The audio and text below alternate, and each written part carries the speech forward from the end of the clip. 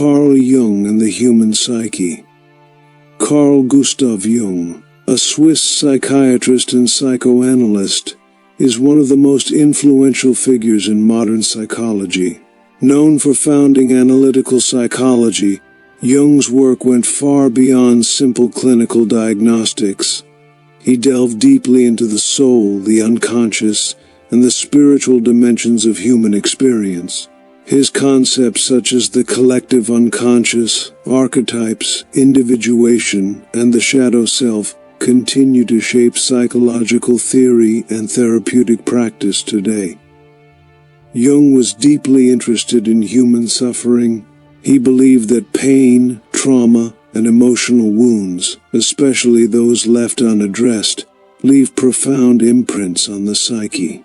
His writings and lectures often focused on the internal world of people who had endured deep suffering, and how these experiences influenced their behavior, relationships, and even spiritual development. This essay explores Carl Jung's views on individuals who have suffered deeply in life. It addresses how such suffering shapes behavior, affects the unconscious mind, and either impedes or propels personal transformation. Understanding Jung's insights allows for a deeper compassion toward those carrying invisible scars, and offers a framework for healing. The weight of suffering and the human psyche. Jung saw suffering as a necessary and inevitable part of life. "There is no coming to consciousness without pain," he famously said. But for those who have suffered too much, especially early in life, this pain can lead to psychological fragmentation. According to Jung, when trauma overwhelms the conscious ego, parts of the psyche can become repressed into the unconscious, forming what he called the shadow. People who have suffered greatly often carry a heavy shadow.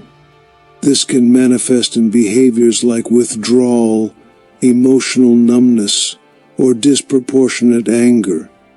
They may be wary of others, hypervigilant, or live in a constant state of anxiety. Jung noted that such individuals often lose trust in the world and in themselves.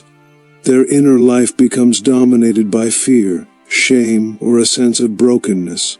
Moreover, Jung believed that unprocessed trauma can distort the development of the persona, the social mask one wears.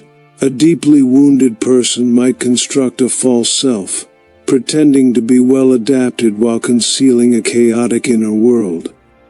Over time, this disconnection between inner and outer self leads to deeper psychic pain. Archetypes of suffering, the wounded healer and the orphan. Jung introduced the concept of archetypes, universal patterns of behavior inherited through the collective unconscious. Among the most relevant to human suffering are the wounded healer, the orphan, and the martyr. The wounded healer archetype is particularly revealing. Jung believed that those who have suffered deeply often develop a powerful capacity to heal others. Through confronting their pain, they become more attuned to the pain of others. Therapists, nurses, and even spiritual leaders often carry this archetype, driven to mend what they once could not fix in themselves. The orphan archetype reflects feelings of abandonment, mistrust, and self-reliance. People identifying with this archetype often expect betrayal and disappointment. They may avoid intimacy and become fiercely independent. Jung would argue that such behavior is not pathological but adaptive, protective strategies forged in pain. Understanding these archetypes helps decode the emotional patterns of those with deep psychological wounds. They are not just damaged people, but individuals who carry ancient human struggles within them.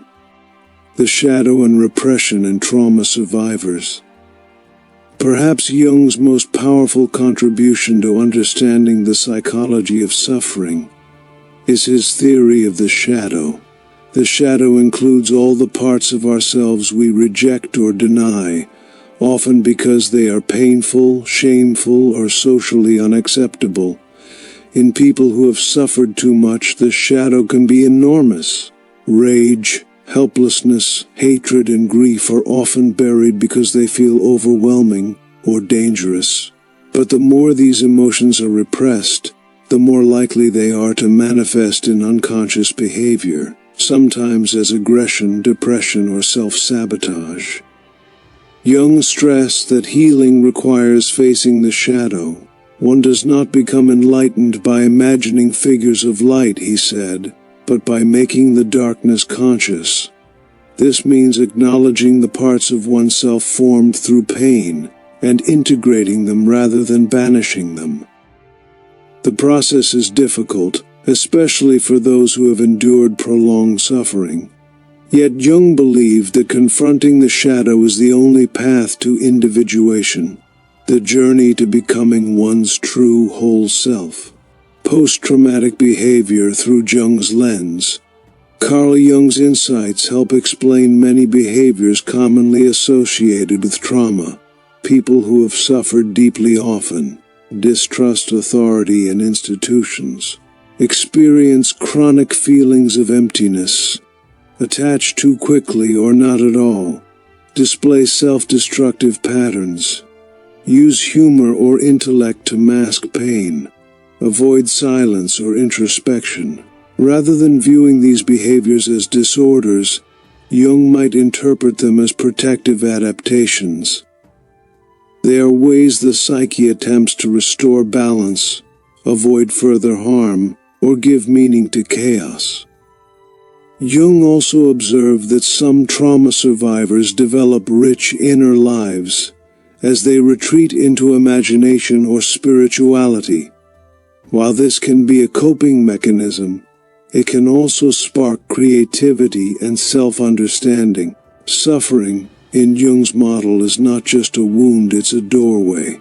Healing and transformation, Jungian therapy and individuation. Jung did not believe people should remain trapped in their pain. Instead, he emphasized individuation, the process of becoming psychologically whole. This involves integrating the shadow, embracing one's personal myth, and discovering deeper meaning in life. For trauma survivors, Jungian therapy offers a path to healing that goes beyond symptom relief. It encourages self-exploration through dream analysis, active imagination, and dialogue with the unconscious. By confronting inner wounds directly, one can slowly reclaim lost parts of the self. Symbols and archetypes also play a healing role. A survivor might identify with the phoenix, rising from ashes, or the warrior, fighting for their own soul. Jung viewed mythology and dreams as guides through the dark forest of suffering toward transformation. In this way, the very wounds that once defined a person can become sources of wisdom and resilience. Conclusion: from suffering to selfhood. Carl Jung's work offers profound insight into the behaviors of people who have suffered too much in life.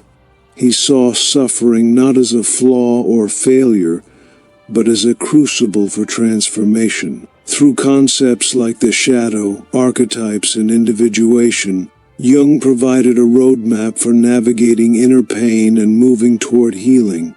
For those carrying deep wounds, Jung's message is both sobering and hopeful. There is no easy path, but there is a path. Healing requires courage, the courage to face the dark, to feel deeply, and to remake the self anew. In a world that often pathologizes pain, Jung reminds us to listen to it, for within the sorrow lies the seed of selfhood, and perhaps even peace.